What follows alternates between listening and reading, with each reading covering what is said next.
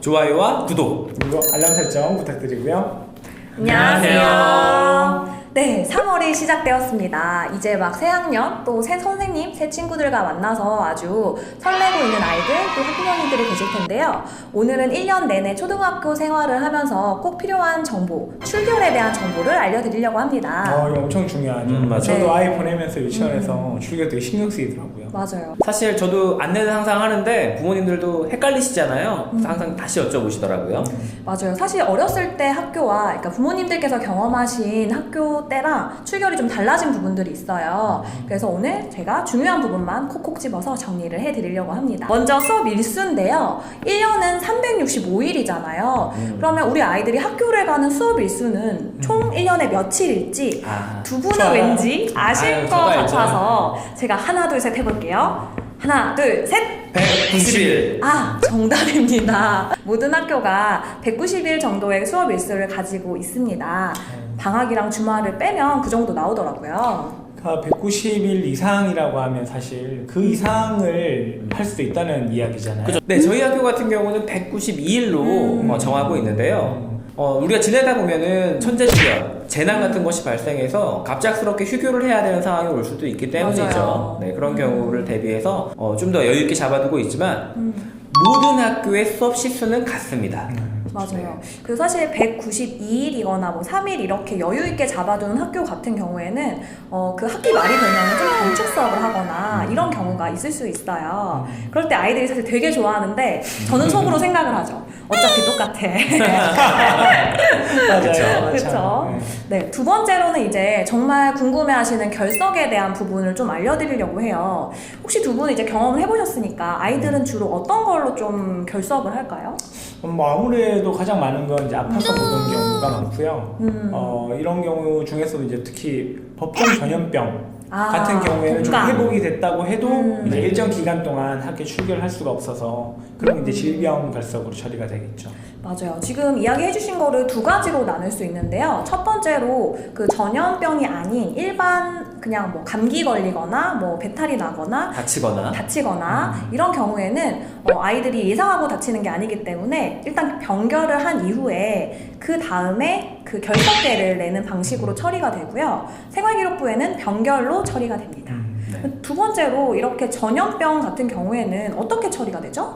어쩔 수 없이 나오고 싶지만 못 나오는 경우죠. 네. 그렇기 때문에 이것은 출석 인정으로 해줍니다. 네. 네. 근데 이때 꼭 필요한 서류가 있는데요. 그냥 저 독감이에요 라고 하는 게 아니라 병원에 가서 의사 선생님의 소견서 같은 것이 꼭 필요하니까 참고해 주시기 바랍니다. 네, 근데 옛날에는 사실 개근을 굉장히 강조했잖아요. 그쵸. 그래서 저 같은 경우는 사실 초, 중, 고 모두 다 개근을 했거든요. 진짜요? 두 분 진짜? 다요? 아니시죠? 전 아니에요. 근데 지금 같은 요즘에는 그런 것이 좀 자유로운 분위기라서요. 사실 아플 때 굳이 뭐 억지로 학교 나오는 것보다는 충분한 휴식을 해서 회복하는 게 먼저지 않을까라는 생각이 듭니다. 근데 이렇게 결석을 하게 되는 경우에는 그래도 이제 아무래도 날짜 정해져 있겠죠. 매일 결석할 수는 없잖아요, 그렇죠? 그렇죠. 이렇게 자유롭게 다 결석하면 안 되겠죠. 수업 일수의 3분의 2만큼은 그 이상은 출석을 해야지 아이들이 진급을 할 수 있는데요. 190일에 3분의 2는 며칠 정도일까요? 네, 제가 계산을 해보니 약간 당황하셨어요. 지금? 네, 어려우실 수도 있을 것 같아서 127일 이상은 아이들이 등교를 해야 합니다. 네, 그러면 아이들 결석을 최대로 한다고 해도 63일까지만 딱 그러네. 결석을 할 수 있는 거예요. 그럼 64일 이상 결석하면 어떻게 되나요? 그러면 진급을 못합니다. 그렇죠. 네, 다음 학년으로 가지 못하고 유급 처리가 되게 됩니다. 또 요즘에 근데 여행을 많이 가는 사람들이 많아서 맞아요. 여행으로 결석을 좀 길게 할 수도 있잖아요. 맞아요. 네, 맞아요. 그런 경우에는 근데 그냥 결석하는 게 아니라 교회 체험학습 계획서와 나중에 다녀와서 보고서를 내는 경우에 한 해 출석 인정 결석이 가능합니다. 근데 그러면 교회 체험학습도 아무래도 있겠죠? 정해진 기한이. 그렇죠. 네, 정해져 있겠죠. 이거는 사실 그 교육활동을 침범하지 않는 범위에서 보통 10% 정도, 수업 일수의 10% 정도를 결석할 수 있는데요. 190일에 10%니까 맞습니다. 모르는 사람도 있나? 이거는 아까 계산 못해서. 엄청 빨랐어요. 네. 10% 정도는 결석을 해도 출석 인정이 됩니다. 그런데 이때도 연속해서 19일 다 하는 것이 아니라 연속해서 할 경우에는 10일 정도까지만 출석 인정 처리가 됩니다. 그럼 한 달씩 여행을 간다 하더라도 그게 다 인정되는 게 아니라 그렇죠. 10일까지만 인정이 된다는 말씀이신가요? 네. 여행은 연속해서 가잖아요. 그렇기 때문에 연속해서 19일까지 되는 것이 아니라 10일까지는 인정이 되고 남은 기간만큼은 미인정 결석 처리가 되게 돼요. 월요일에 가서 금요일까지 5일 그리고 주말 빼고 또 5일 그럼 12일이 되는 거죠. 2주가 10일이라고 총 2주라고 생각하시면 딱 보면 되겠네요. 네, 됩니다. 공휴일 포함 2주. 그럼 교회 체험학습으로 신청을 해서 결석한 경우에는 네. 생활기록부에는 안 남는 거죠? 그렇죠. 12일까지. 총 1년에 19일 그리고 연속해서는 10일까지는 출석 인정한 걸로 처리가 되기 때문에 남지 않습니다.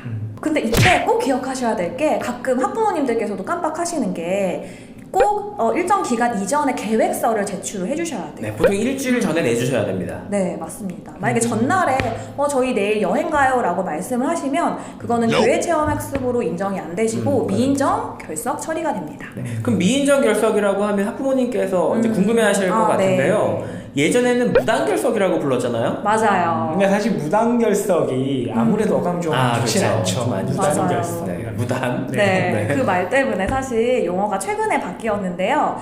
갑자기 결석을 하는 경우나 또 학교에서 허용하는 교회 체험학습이 아닌 경우에는 미인정 결석으로 처리가 되는 것을 참고해 주세요. 네, 그러면 이 민정결석은 출결 사항에 이제 남는 거죠, 생활기록부에. 그렇죠. 사실 예전에는 이 개근을 굉장히 강조했잖아요. 네. 근데 요즘에는 뭐 그렇진 않아서 결석을 많이 해도 뭐 크게 지장은 없지만 하지만 더 중요한 것은 아이가 꾸준히 학교를 다니면서 얻을 수 있는 또 책임감, 그렇죠. 그다음에 또 근면, 성실 이런 것들을 배울 수 있기 때문에 되도록 학교는 꾸준하게 잘 나올 수 있도록 해주시면 좋겠습니다. 네, 출결 사항과 관련해서 또 궁금한 점이 있으시면 댓글에 남겨주시면 제가 댓글 드리도록 하겠습니다. 자, 영상이 도움이 되셨다면 좋아요와 구독 그리고 알람 설정 부탁드리고요. 감사합니다.